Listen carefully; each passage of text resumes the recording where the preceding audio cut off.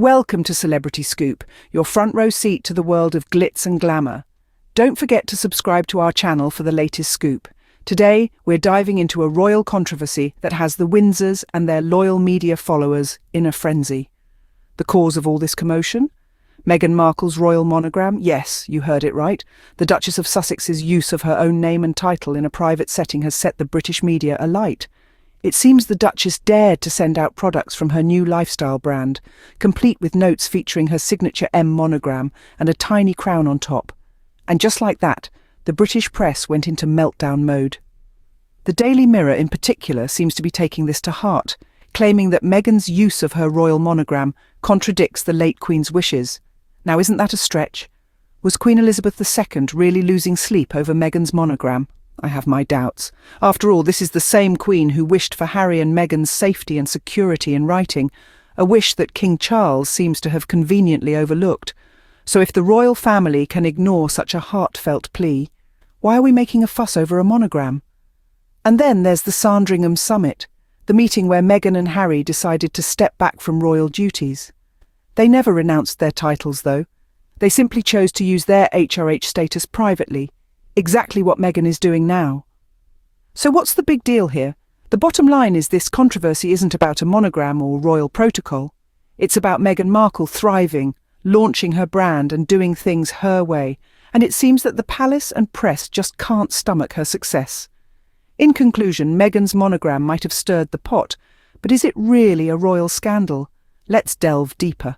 The Daily Mirror suggests that Meghan's use of her royal monogram goes against the late Queen's wishes. But is that really the case? Let's delve a little deeper into this assertion, shall we?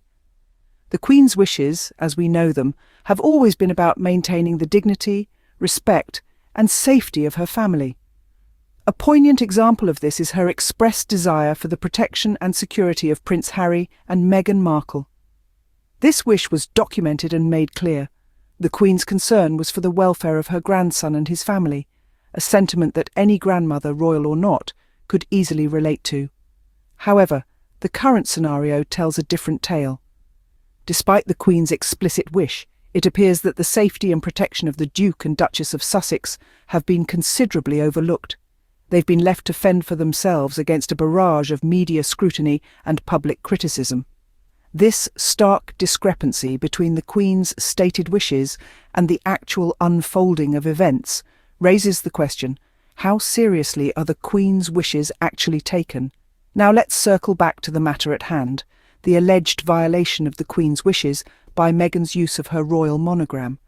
It's worth noting that Meghan and Harry have never renounced their titles. They've merely stepped back from royal duties, and their HRH status was agreed to be used privately. So is Meghan's use of her royal monogram in a private capacity really against the Queen's wishes? Or is this another instance of the media twisting the narrative to fit their own agenda? As we dissect this claim, it becomes evident that the Queen's wishes are not as black and white as they're portrayed. They're nuanced, subject to interpretation, and it seems conveniently manipulated to serve a particular narrative. It seems the Queen's wishes are not as clear-cut as they're made out to be. There's more to this story than meets the eye, and it's crucial to question what we're being told, rather than accepting it at face value. Remember the Sandringham Summit? Let's revisit that pivotal moment. This was the occasion when Meghan Markle and Prince Harry announced they would be stepping back from their royal duties, a decision that sent shockwaves through the monarchy and the world at large. However, it's important to note that while they were stepping back, they were not stepping down. Their titles were not renounced but would instead be used privately. Let's delve a little deeper. The Sandringham Summit was a meeting held in January of 2020, attended by Queen Elizabeth II, Prince Charles, Prince William, and Prince Harry. Meghan Markle was notably absent, but joined in the conversation remotely. The objective of this meeting was to discuss the future roles of the Duchess and Duke of Sussex within the royal family. Now, the critical detail that seems to have been overlooked, or perhaps conveniently forgotten by some, is that Meghan and Harry did not relinquish their titles. They remain the Duke and Duchess of Sussex. The agreement reached at the Sandringham Summit was that they would not use their His and Her Royal Highness prefixes in an official capacity, but they were free to use them privately. In other words, Meghan's use of her royal monogram in her personal brand is perfectly within the parameters laid out at the Sandringham summit. The outrage and scandal peddled by the media are misplaced.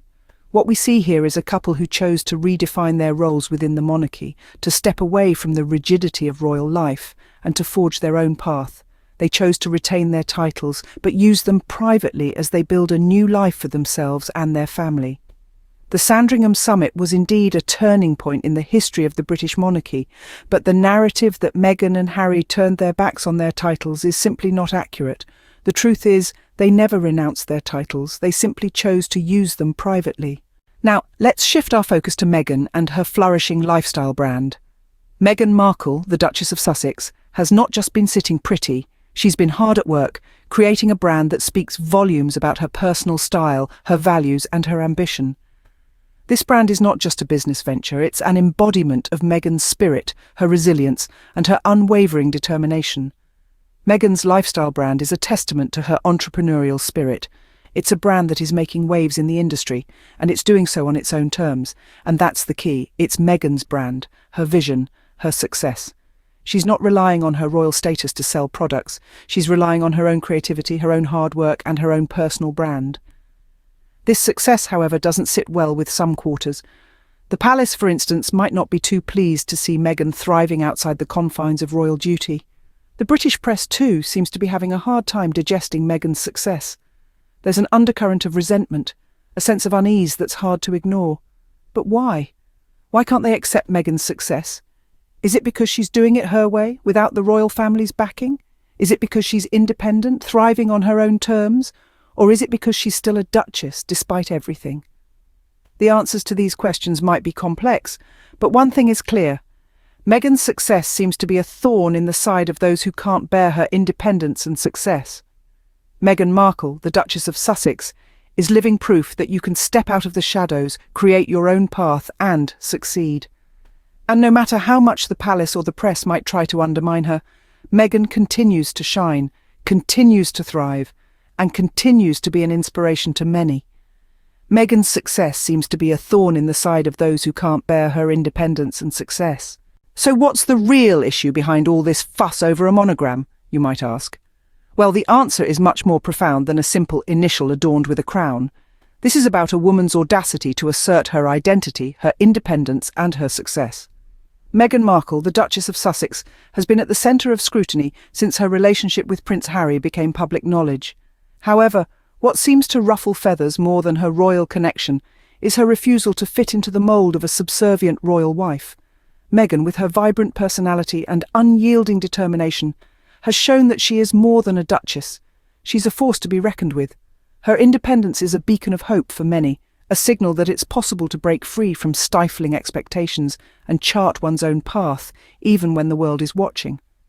But it's this very independence that seems to unsettle those who'd prefer her to be a silent figurehead. Then, there's her success. Meghan's lifestyle brand has taken the world by storm, proving that she's not just a duchess, but a savvy businesswoman. She's found a way to merge her passion for social causes with a sustainable business model, and it's thriving. And of course, there's the continued use of her title. Meghan and Harry never renounced their titles. They simply stepped back from royal duties. Meghan's use of her title privately is a reminder that she's still a duchess, still part of the royal family, even if she's carving her own path. What seems to irk many is not the monogram, but what it represents.